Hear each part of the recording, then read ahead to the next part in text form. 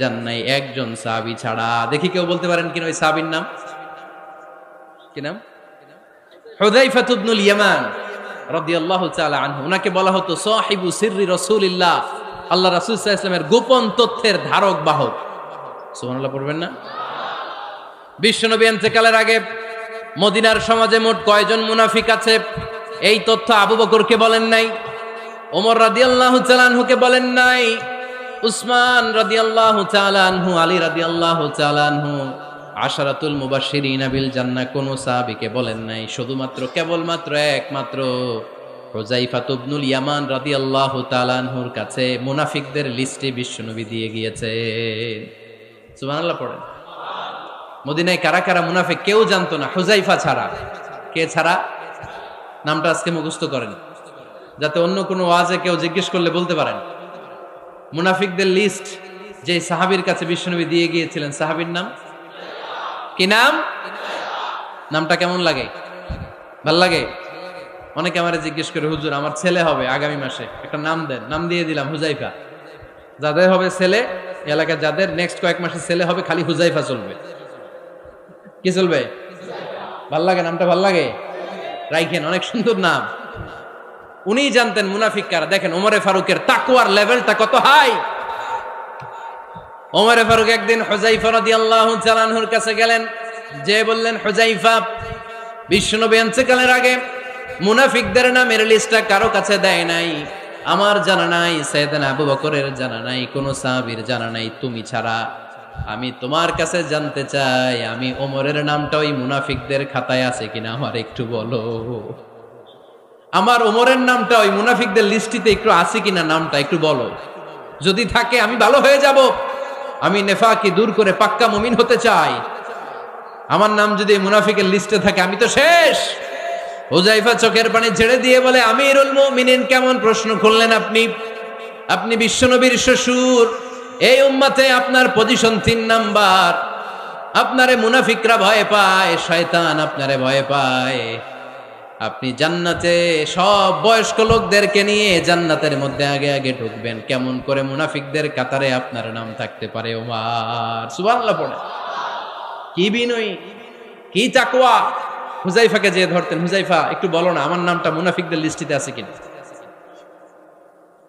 ওমরে ফারুকের যদি এই টেনশন থাকে যে আমি মুনাফিক হয়ে গেলাম কিনা, আমাদের এই টেনশন থাকার দরকার আছে না নাই? হ্যাঁ, যেন সব সময় আল্লাহর কাছে দোয়া করতে হবে, আল্লাহ তুমি নেফাকি থেকে আমাদেরকে বাঁচাও। আরো জোরে পড়েন আমিন। ওমরে ফারুক রাদিয়াল্লাহু তাআলা আনহু আমাদের সুপার হিরো, আমাদের সবাই বলেন আমাদের। উনি কত বড় সুপার হিরো শুনেন। উনি জুমার খুতবা দিচ্ছেন। কি দিচ্ছেন? মসজিদে নববীতে খুতবার মাঝখানে হঠাৎ বললেন, ইয়া সারিয়াতাল জাবাল, ইয়া সারিয়াত ইবনে জানিমিল জাবাল। এই কথা বলেই আবার খুতবা দিতে শুরু করলেন। উনার এই ইয়া সারিয়াত ইবনে জানিমিল জাবালের সাথে আগের কথারও কোনো মিল নাই, পরের কথারও কোনো মিল নাই। জুমার নামাজের পর মুসল্লি সাহাবারা ধরলেন, বললেন, ইয়া আমিরাল মুমিনিন। খুতবার মাঝখানে হঠাৎ করে ইয়া সারিয়াত ইবনে জালিমিল জাবাল বলে আপনি চিৎকার করলেন কেন? আপনার এই বাক্যের সাথে আপনার খুতবার আগের বাক্যের কোনো মিল নাই, আপনার খুতবার পরের বাক্যেরও কোনো মিল নাই। এই কথা আপনি কারে বললেন? কারে উদ্দেশ্য করে বললেন? এই কথার তাৎপর্য কি আমাদেরকে বুঝিয়ে বলেন। ওমরে ফারুক বললেন, আমি যখন খুতবা দিচ্ছি আমি দেখতে পেলাম ওই যে কয়েক মাস আগে আমি আমার মুসলিম সেনাবাহিনী পারস্যে আক্রমণের জন্য পাঠিয়েছি, বর্তমান ইরানের ওই বিশাল এলাকাতে পারস্যে আমি আমার ব্যাটালিয়ন পাঠিয়েছি।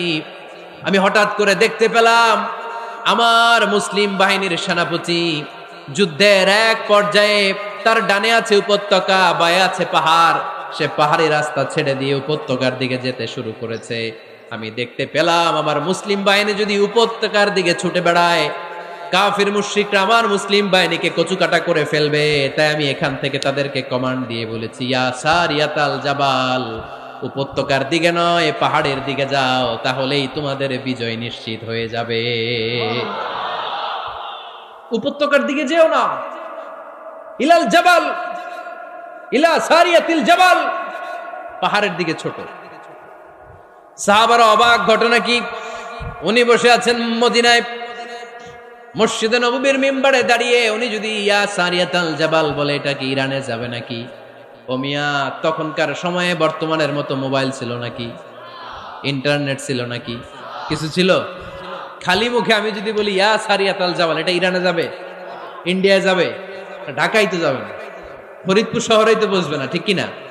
কিন্তু এটা আমিরুল মুমিনিন বিশ্বাসী সাহাবারা বিশ্বাস করে নিল। কিছু মুনাফিক ছিল, এরা কয় না, ঝামেলাস, এটা তো সম্ভব না। এক কাজ করি, এই সেনাপতি যখন বিজয়ী বেশে মদিনায় ফিরে আসবে, এরা আমরা ধরবো। এরা দিন গুনতে লাগলো, এই সেনাপতি মুসলিম বাহিনী নিয়ে পারস্য জয় করে কবে ফিরে আসবে। এই মুনাফিকের দলগুলো কখনো সেনাবাহিনীকে অভ্যর্থনা জানাতে যেত না, কিন্তু এইবার সবার আগে মদিনার উপকণ্ঠে যে সেনাপতিদেরকে অভ্যর্থনা জানানোর জন্য ফুল নিয়ে রেডি। ফুল নিয়ে দাঁড়ায় সেনাপতি ঢুকার সাথে সাথে ধরছে, এই সেনাপতি কোত্থেকে আসছে? কয় পারস্য জয় করে আসছে। কয় এমন এমন দিন, জুমার দিন দুপুর বেলা যুদ্ধের মাঝখানে আমিরুল মুমিনিনের কণ্ঠের কোন কথাবার্তা শুনছো নাকি? সেনাপতি অবাক, কয় তোমরা জানলা কেমনে? শুনছি তো। সুবহানাল্লাহ পড়বেন না? আমরা যুদ্ধে একটা ভয়ঙ্কর অবস্থার মধ্যে ছিলাম, পেছন থেকে শত্রুরা আমাদেরকে আক্রমণ করতে শুরু করে দিল। ডানে যাব না বায়ে যাব, সামনে যাব নাকি পেছনে যাব, রাস্তা খুঁজে পাচ্ছি না। ডান দিকে ছিল আমাদের উপত্যকার রাস্তা, বাঁ দিকে ছিল পাহাড়ি পথ। আমরা সোজা পথ হবে মনে করে উপত্যকার দিকে ছুটতে আরম্ভ করলাম। হঠাৎ করে আমিরুল মুমিনিনের কণ্ঠ বজ্র কণ্ঠে আমার কানের মধ্যে ভেসে আসলো। আমার মনে হলো আমিরুল মুমিনিন কেমন যেন আমাকে কমান্ড দিচ্ছেন আর বলছেন, ইয়া সারিয়াতাল জাবাল, ডান দিকে উপত্যকার পথে নয়, তাড়াতাড়ি পাহাড়ের দিকে সৈন্যবাহিনী নিয়ে উঠে যাও। পাহাড়ের দিকে